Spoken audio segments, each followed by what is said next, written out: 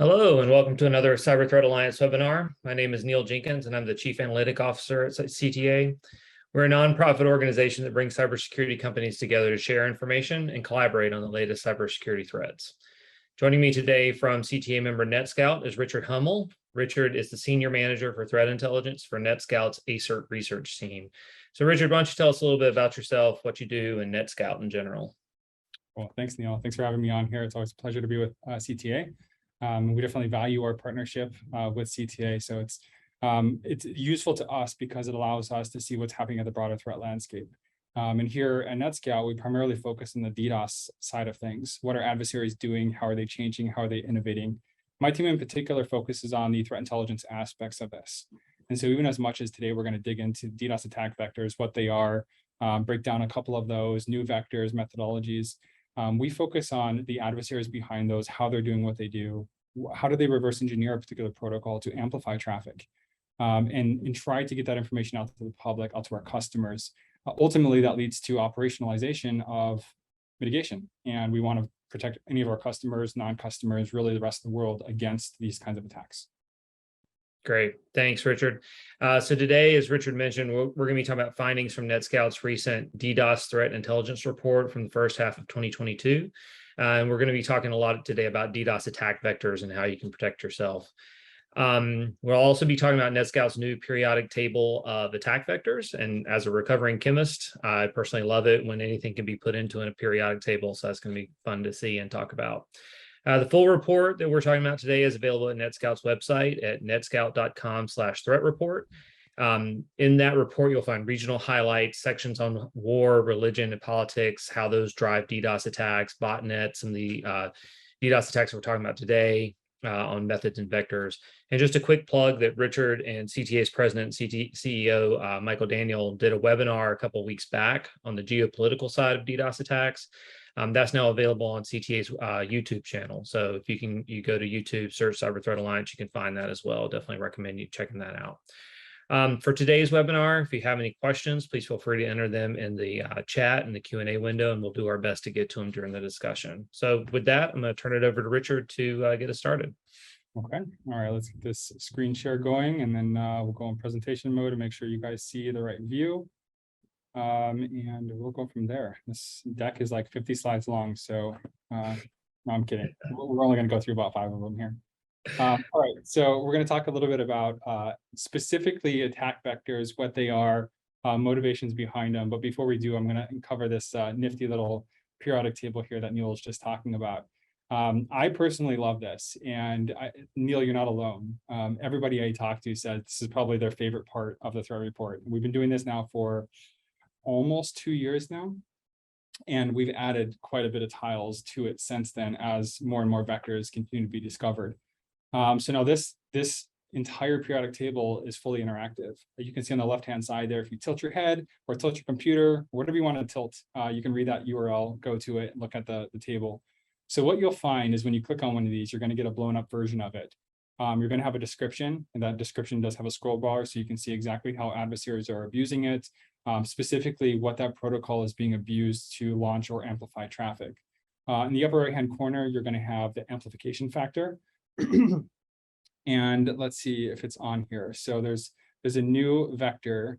There it is. You can't even see it. Look in the upper right-hand corner where that little star is. If you look really close, maybe with a magnifying glass, you can see 4.3 billion to 1 amplification factor. So that's very clearly the largest amp factor we've ever seen. I'll cover a little bit more about the TP240 PhoneHome in just a minute. Prior to that, Memcached was the biggest amplification factor out of 52,000 to 1. But you can see that when you look at these, not a lot of these have super high amplification factors. In fact, a 1.1 to 1 is considered amplification. And if you get enough systems out there contributing to amplifying traffic towards a target, even a 1 to 1 can have the net effect of overloading something, especially when the victim themselves didn't request traffic. And so you don't necessarily need a really high amp factor to be successful here with DDoS attacks. So the amp factor, take it with a grain of salt. It is really notable. In fact, the higher amplification factor, the larger the theoretical attack is that you can launch in terms of BPS, but it doesn't necessarily mean it's going to be successful. In fact, some of the more successful attacks that I'm seeing lately are things that are not high bandwidth or high throughput. It just really depends on the preparedness of the target. We're going to cover a little bit more about that towards the end. What else you're going to get here? When you click on one of these tiles, you're going to get 2 additional numbers. One of those is going to be the total number of abusable devices that we've identified on the network. And the way that we do this is we scan the entire IPv4 space once every 24 hours. And we don't scan it for every single one of these. For instance, if I were to scan for the MB HTTP daily, I would be hitting hundreds of millions of things per day. That would result in a massive flood of traffic back to me, because these things go into continuous routing loops and they just continue to send packets and packets and packets, and even sending a reset doesn't work. So some of these things we won't scan for on a day-by-day basis, but for most of these, we are scanning for them, with the exception of the TCP-related vectors. Essentially, any computer that allows for a TCP connection can be abused in this nature. So that would basically be every computer on the internet. So we don't really scan for those, but for the things like OpenVPN and Apple Remote Management Service and Memcached and DNS amplification, we can scan specific servers or devices running those protocols. And what we'll do is we've reverse engineered every single one of these particular vectors to know exactly what it is that we have to stimulate in order to amplify that traffic. The same way that an adversary is out there doing research and uncovering these things. In fact, was that really quite interesting? We were talking to one of our partners the other day, and we were looking at our scan IP addresses. And this partner has a way of looking at similar IP addresses on the internet doing similar things. It was really interesting to me that when we started looking at this, you saw our IP space where we scan. We call it Arbor Observatory, and we have a disclaimer on a website you can go to figure out what we're doing. But there was also a lot of Chinese IP addresses that had similarities to ours. And the reason for that is we're using ZMAP to scan the entire internet space, but it's the same thing that adversaries do to identify these. And so there's going to be a lot of similar patterns there.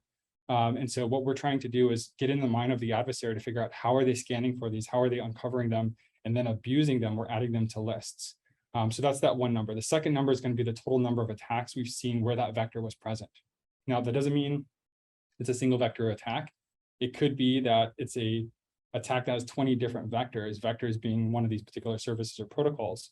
And that would be one attack that is present with all 20 of those vectors. And so those numbers, they're not single vector attacks. Just keep that in mind. Most of them are going to be multi-vectors. And so you might see 1.4 million for, say, TCP SYN, but you might also see 1.4 million for TCP ACK. Well, that could be 1.4 million total attacks that have both TCP SYN and TCP ACK in them. Now, that's not the case. There actually is some distinct between those, but due to the nature of multi-vector attacks, we're not splitting that out. But that should cover the totality of the periodic table. So, let me toss it back over to Neil. Any other questions or clarifications I can make about this particular table? Yeah, so what's the differentiation between the colors, the red, the green, the blue? Good point. Yep. And so you'll actually see this if you go through and you start clicking on these. In fact, if you actually blow up the example, it'll have a legend on the side. So essentially red is anything that has 500,000 or more attacks that we've seen for that particular protocol. The green is, I believe it's 50,000 to 500,000, and then the blue is anything less than 50,000. My numbers might be slightly off there, but that's what the color differentiation is. And so if you actually go through the rest of our report, anytime we have vectors, anytime we have graphs and bars, you're going to see that color coding showed up. And that color coding is going to indicate mapping to this periodic table. So we use this as kind of a base. All of the 30 country pages that we have generated, it's all pulling from this as an authoritative source for how it's going to color code those vector tiles. Great, thanks. And I do want to say thank you for naming one of the attack vectors after me. It's an honor, really. I appreciate it. Yeah, you have to have a little representation here. Thanks. Okay, next slide. So let's get into a little bit of the trends that we're seeing with vectors.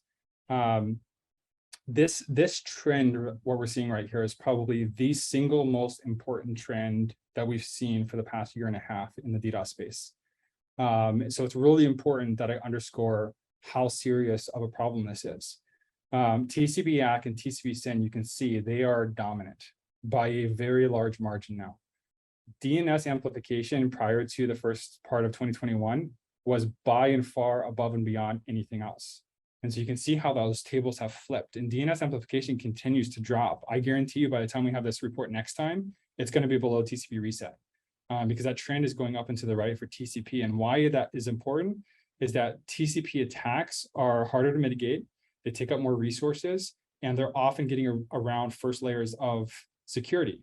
And so the reason for that, a lot of the amplification attacks, what we would call volumetric attacks, these are going to continue to decline. And the reason is because it's not that hard to stop spoof traffic. So a lot of big service providers are getting on board, a lot of big enterprises are getting on board, and they're doing something called source address validation. And all they're saying is, look, if I own an IP address, just let's use a house as a metaphor. Inside my house, I have all my things. If for some reason something that's supposed to be inside my house is all of a sudden showing up on the network outside that house, I should never let that into my house, because that doesn't make any sense. How can it exist outside and inside at the same time? And so the source address validation just says, no, I'm not going to allow that through. And you just stop it right at the edge. And so you basically drop all spoof traffic, which is all of your volumetric attacks.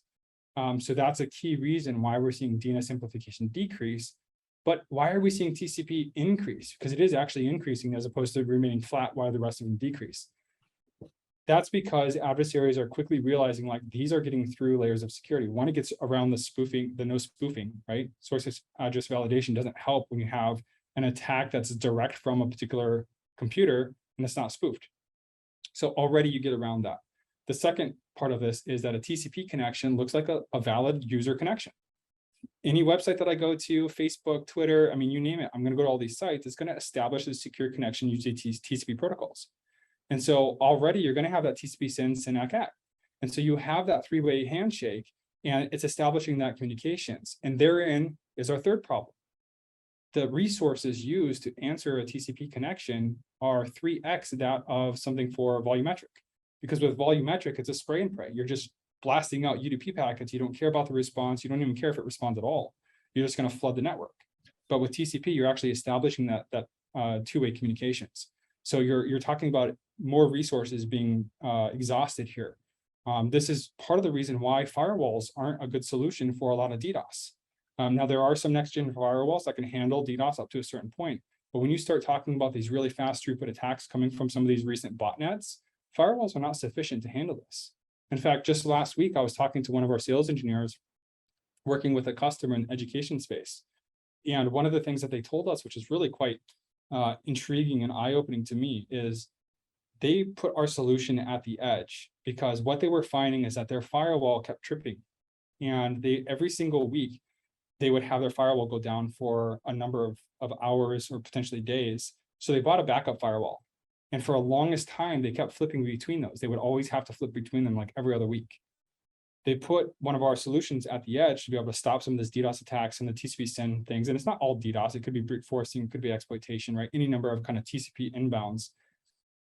The product at the edge stopped about 80% of all firewall alerts that they were getting. And in like a year and a half, they have never had to use their backup firewall again. And so that should highlight the importance of having something like this at the edge, and it's stateless, right? Where it's stopping attacks from really coming in. Now, it doesn't necessarily have to be our products, but the illustration is sound in that you need something stopping this high volume of traffic, this high throughput of traffic in that TCP space, because a firewall is not designed to handle that at scale when it comes to some of these DDoS attacks. Now, when we walk down through these, you can see that most of these are probably not a huge surprise. You're not going to see some of the more exotic things pop into the top 10 here. And when we look at the threat landscape over the past probably 5 years, the things that are in the top 10 are relatively common across those 5 years. But the top is what moves the most. And more recently, that TCP move is even greater. Now, another reason for this, and probably the fourth and last reason why we're seeing more TCP, is that botnets are exploding at a massive rate. And we're not just seeing IoT-based botnets, we're seeing things where the adversaries are going after data centers and servers and high-powered routers sitting on 1 to 10 gig networks, being able to launch things at really fast throughput. We're seeing things like Maris and DNS.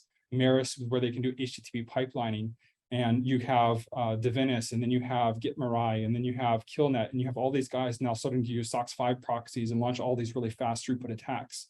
And so you keep hearing about the media saying, we stopped the fastest request per second from a botnet ever. And so that's all these bots existing on really high powered networks. And now you bring in 5G and you have all of your old IoT devices that are not necessarily old anymore, that actually have a lot of processing capabilities sitting on 5G networks with massive bandwidth capabilities. And so this is an exploding area here. and almost entirely centered around this TCP picture. And so I anticipate we're going to continue to see that, which means we have to get ahead of this. We have to understand that these are going to come in, and it doesn't even matter if you're caring about DDoS. The brute forcing for TCP, like Telnet and SSH and RDP, those are just as detrimental and sometimes can look and act like a DDoS attack because they come in fast and furious. And so all of this paints into that picture of the top vectors. Great. And one thing I think that I got a lot out of looking through your report, and correct me if I'm wrong, but the TCP attack methods are a little more difficult to do because it requires the three-way handshake, right? And so what you're starting to see is, because defenders have done some things to put in place that source address validation to stop spoofing and lower the DNS amplification rate, or the rate of those types of attacks, you're seeing some of these more difficult attacks starting to rise up, and that kind of cat and mouse game between attackers and defenders. Does that sound accurate? Absolutely. And I would say that, there's probably a little bit more to it than that, in that we're not necessarily seeing the volumetric stuff go away. We're seeing it paired with TCP, whereas before maybe it was just volumetric attacks and that's all we would see. But now you're seeing multi-vector that are combining these things. And so maybe the volumetric isn't working anymore, but you know what? Maybe this person did implement SAV and it is going to work. And so they can use that to overwhelm the network, and they can reserve some of their TCP-based stuff, because one note with the TCP stuff is it's often what's called direct path. In other words, the IP address in question attacking somebody is the device itself. And so if you have a savvy defender and you have somebody listening to and capturing that network traffic, you can trace that back to the devices in question and you can blacklist those. And so botnet infrastructure is much easier to burn, whereas the volumetric stuff, it's just legitimate devices all over the place. Like, there's no infrastructure to burn, right? It's just stuff that exists out there that's never going to get remedied. And so that's part of it, right? And so now you have these adversaries sitting there monitoring the efficacy of their attacks. Maybe they start with volumetric. You know what? These guys are not letting traffic through. It's just bouncing against the brick wall. Let's add TCP on there and see if that gets through. Well, you know what? That gets through. And now maybe our volumetric stuff starts to work because there's nothing defending it anymore. And so adversaries are getting pretty savvy about this, and they're starting to monitor these and change tactics. There's a whole white paper that we published, part of the threat report, called Adaptive DDoS and DDoS Suppression. And it goes into details about what the adaptive DDoS attacks are and what we need to do as defenders to adapt to those. So definitely encourage you guys to pick that up because it digs a little bit deeper into what I just covered there. Great, thanks. All right. So you're going to get this in the periodic table, so I'm not going to spend a whole lot of time here because there's more interesting, juicy stuff that we'll get to. But basically, this is the availability of some of the reflectors amplifiers. The one thing that I want to note here, SIP has roughly 4 million of these on the internet. Yet, if you looked at the previous slide here, SIP isn't anywhere on that previous slide, right? It's not in the top 10. In fact, I don't even think it's in the top 20 in terms of vectors, but there's 4 million of them. So why is that? Just because there's a lot of these things out there doesn't mean adversaries are abusing and using them. And so there can be any number of these. In fact, there's roughly 200 million abusable censorship systems out there that can launch. We're kind of calling it middle box HTTP amplification, but it's really like HTTP amplification. There's a whole paper put out as part of Black Hat a couple of years ago on this. Censorship systems by nature are designed to eliminate certain types of traffic, right? Typically from like pornographic websites or gambling sites, if you have filters and things like that. So often it's like geo-block, right? There's some countries that just don't allow certain things in their internet. Well, the very nature of those things allow them to be abused and amplify traffic in some cases in a ever recurring loop. It just doesn't stop. And so when we were scanning for these things and we're doing some of the research, there was some instances where we would send one packet and we'd get like 200,000 in return. Like it just wouldn't stop. We literally had to take our system offline. And even then we would still see some trickle in despite the fact that there was nothing we're seeing anymore. And so there's a lot of these things out there, but it's the tried and true ones typically that adversaries are using on a regular basis. And that hasn't changed. And so, you're going to continue to see the same kinds of vectors out there until something new comes along that kind of shatters everything else, like what Memcached happened a couple of years ago when we started to see the 1.2 and 1.7 terabit attacks, which at the time were huge, right? Now we're seeing 3 and 4 terabits. Like, is that really even a metric anymore? Like, do we care about bandwidth? Is it all about throughput now? So it changed the story a little bit. The interesting thing here is that these really high bandwidth attacks, they're not as scary as they used to be. In fact, I think we probably see a terabit per second attack at least once or sometimes twice per week. And so these things are fairly normal out there now, but because we're implementing source address validation, most of these things have no effect. And sometimes they're against organizations like Google, where they just saturate it across their entire network footprint and it doesn't really impact anyone. But it's the throughput ones, especially the TCP-based ones, that are being more effective. And so now you can see how that makes it play. Great, thank you. That's good. Okay, now I told you I would cover this a little bit more. This is the new vector that was uncovered in the first part of this year. This vector came to us actually 3 different ways. We had some security researchers that were saying, hey, we're seeing some weird traffic on this port protocol. We had a customer say, hey, I'm seeing an excess amount of traffic. Are you guys tracking anything here? And then we had one of our sales engineers that was independently looking at some research from some other organization. And so 3 different things that came in and said, hey, there's something weird here. So we started investigating this. Unbeknownst to us, there was actually other peers in the industry that were researching this in parallel. And then also Mitel, the organization that owns these PBX software boards, was also in the loop here. So we reached out to them pretty early on, and we said, hey, this is happening. It took us a while to get somebody on the phone because I think they were scrambling in emergency mode for this. But we did finally connect with them. They're like, yeah, we got a couple notifications here. We're working on it. We stood up a working group. So it was us with a bunch of our peers. I think we have a blog on this. I think there was like 6 or 7 different participants as part of this effort. This is one of the most successful group peer community projects that I've seen in the DDoS space since I've been working here in the past 5 years. And the reason for that is, as soon as this was identified, everybody was researching. Everybody was trying to find these things, trying to figure out what the threat was. Reverse engineering was happening like crazy. We uncovered the 4.3 billion to 1 amplification factor. Everybody's like, the world's going to burn down. The network's going to cease to exist. And so everybody was in emergency mode. We were scrambling. I mean, we were working like 13, 14-hour days to try to knock this out. All hands on deck for my team, all hands on deck for Mitel. And so within like the first, I don't know, 24 to 48 hours, Mitel already had a patch in place. And not only did they just push the patch out and announce it to their customers, they individually called every single one of their customers that they had on record and said, hey, you must patch this. And so they started rolling out patches. And you can see January is when we started to see a trickle in here. This is when Adversaries discovered it. And then right around the February timeframe is when researchers and customers of ours discovered it. And so then we're tracking this, and you can see that, I mean, it jumped up quite a bit from one month to the next. And then we're working on patches. We're working on kind of rolling this out. Mitel's working to get their customers by peak criticality in March. We're talking 1,800 attacks from 58 a couple months prior. Keep in mind that 4.3 billion in 1 amp factor. What also isn't listed here is that when you stimulate one of these things, the attack can literally last for 2 weeks without any further stimulation of that device. And so you're talking about 4.3 billion in 1 amp factor ongoing for 2 weeks at a time per individual device that's vulnerable. And so that had the capability to be extremely, extremely bad. And worse, if these things are being stimulated to launch an attack, you can't identify them. There's no way to scan for and identify this thing on the internet because it won't show up as visible if it's in use. And so how do you patch something if you don't know it's there? And so like, Mitel did everything they could, but some customers just didn't respond. Or some customers just, maybe went to a spam box, or the people that were responsible for it moved on and nobody's like monitoring their security posture here. But Mitel worked around the clock.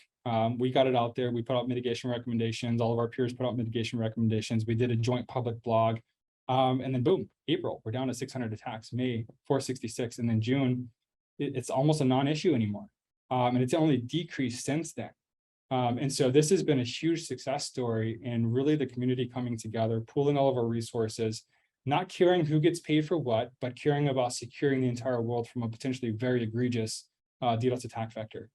So this was really, really cool to see, and it was just really insightful. And I think that it's the spirit of CTA here, right? We bring together all of these people to jointly work on securing the internet. And this is a perfect example of how that can be successful. Absolutely. Like that combining of visibility, that combining of what you see from your threat intelligence perspective with your defensive capabilities and working with vendors to roll out patches, all that collaboration is wonderful here. It's a great case study. Absolutely. So I'm hoping for many more of these in the future. I will say this, that new vector rollout from Adversary has been much slower in the past year than it was previously. If I go back to last year when we released our threat report, we had like a turn of phrase, 7 vectors in 7 months. And literally month after month for 7 months, we saw a brand new DDoS attack vector. And since then, we've seen 2, I think. The one is the censorship systems that are abusable, and then the other one is the TP240 PhoneHome. And so there hasn't been a massive explosion of innovation here in the volumetric space. I think that's pretty telling, right? Given the previous conversation we had about how successful volumetric stuff has been. Instead, you have more adversaries dedicating their resources to building out botnets to do these TCP-based direct path attacks. Okay, so let's pivot just a little bit. We've talked a lot about the vectors, but let's bring it all together into techniques. What kind of techniques can adversaries launch to be able to affect a large swath of the internet and be successful in what they do? And so enter carpet bombing. Carpet bombing, just to break this down into terms that everybody can understand, is typical traditional DDoS attacks. You have a bad guy, maybe it's a disgruntled gamer who got killed for the 15th time in Call of Duty because they don't play very often and they want to get revenge on their opponent. So enter a DDoS attack, you find their IP address via VoIP comms, and you launch a single attack against that one person. That's a typical traditional DDoS attack against a target. Or maybe you're a hacktivist and you don't like something that a particular financial organization did, or maybe a religious organization. So you launch an attack against their website and you want to take it down. Again, traditional DDoS, going after one particular asset for an attack. Well, what happens if you have mitigations in place and you have countermeasures that say, if traffic volumes reach this threshold, we're going to route that to a scrubbing center and we're going to get rid of it. And so you have all these attackers trying to go after that one individual target, but they're not succeeding because the threshold gets tripped right away. So instead, what they figured out is, let me do some recon, and let's just take this large North American financial organization. I'm going to figure out what their ASN is. I'm going to figure out all the CIDR blocks that they own, and then I'm going to test them. And I'm going to start sending attacks to maybe individual IP addresses to figure out what gets through versus what doesn't get through. When I find out what that threshold is, I'm going to back off. And then maybe I'm going to sustain that for a period of time to figure out, okay, do I get caught here, or do they just see this as a surge in traffic that's somewhat normal? Okay, now that I found that threshold and I backed off of that threshold, let me send that same amount of traffic to all 10,000 of their IP addresses in their space. Now you have all of these servers trying to respond to that volume of traffic across all 10,000 IP addresses at the same time. Not only is that harder to do and it takes more resources, but typical DDoS defense and mitigation is almost a lot of it's focused on an individual host and rerouting traffic based on that host. So how do you reroute traffic based on all 10,000 of those at the same time? You have to go into completely different mitigation mode. And so there's a lot of complexity there with these, and adversaries are starting to realize that. And so despite the fact that UDP flooding is still the predominant way in which carpet bombing happens, you can see that TCP is starting to make a presence here. And I think as we continue to double down on botnets and more TCP-based stuff, we're going to see that percentage increase. Now you're going to have an even split of UDP flooding and TCP attacks at carpet bombing across 10,000 hosts at the same time. What are you going to do? And even if you have your network segmented and you have multiple different firewalls at different points, is that going to be enough when you get all this TCP traffic coming in? You know, I would say no. You're going to have some form of mitigation in place to be able to defend against this kind of, we call them profiled attacks. In other words, across a lot of different aspects, as opposed to an individual host alert against one IP address. And so carpet bombing is something that's increasing quite a bit. I want to say it was something like 46% increase in carpet bombing attacks that we saw from the second half of 2021 to the first half of 2022. And so that's going to continue to increase. And then I think, you know, one of the things to keep in mind here with carpet bombing is that there is no vector off limits, but most of the vectors that we're seeing are relegated to these 4.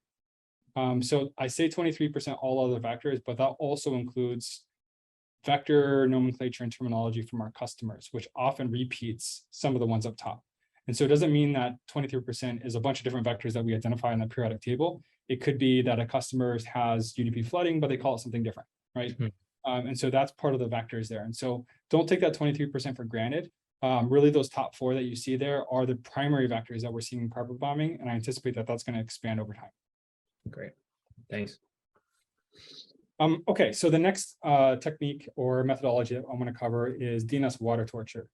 Now, in the report that we published, we call this application layer attacks because it really is.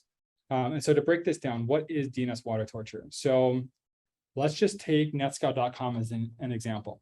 If I type in my computer, I go to netscout.com, I'm asking for domain resolution, I'm asking for a particular website. So that will come back to me because netscout.com is a legitimate website. Now, what happens if I say bogus.netscout.com and I try to resolve that? That page doesn't exist. But the top level does, netscout.com, which means the servers responding with that has to do that lookup. Now, what if I were to generate 100,000 random subdomains that never resolve to anything, but they have a legitimate top level domain? Those are still going to have some sort of response as, hey, it's not valid, it's not valid, it's not valid. So when you inundate a server with enough of those, you're going to tip over that service. And so that's what DNS water torture is. And that's why it's an application layer attack, because it really is going after the service that is doing that resolution to bring up those websites. And so we're seeing a pretty big increase here in DNS water torture. And again, most of the time, this is going to be some programmatic way to auto-generate random subdomains. And so there are some methods you can do. I want to say in the last report that we published, we put some mitigation guidelines in that PDF where you can actually see what we recommend to be able to eliminate DNS water torture. Part of this is having very specific functions and jobs for certain devices and services in your network, and only allowing certain things, or having a caching system that looks against the table somewhere and that says, hey, this isn't valid, reject it. So that your DNS servers or whatever it is that is doing this resolution isn't having to work that hard to resolve fake domains or subdomains. So there's a number of ways you can do it. But again, look at the last report that we published. There's a little bit more guidelines. I think we've got a couple diagrams in there to show you exactly how that might work. But you can see first half, second half 2021, first half 2022. You can see the progression and evolution. And again, this has always been up and to the right. The same is true for carpet bombing, up and to the right. So these are the two main methodologies that we want to talk about in this report. There's other ways that adversaries are going after this, but these are probably two of the more well-known methodologies in the DDoS space, and they're highly successful. And so, and I also can't help but notice that in both of the graphs that you're showing here, we are seeing an increase at around February or March of 2022. So I can only assume that goes back to the Ukraine-Russia conflict.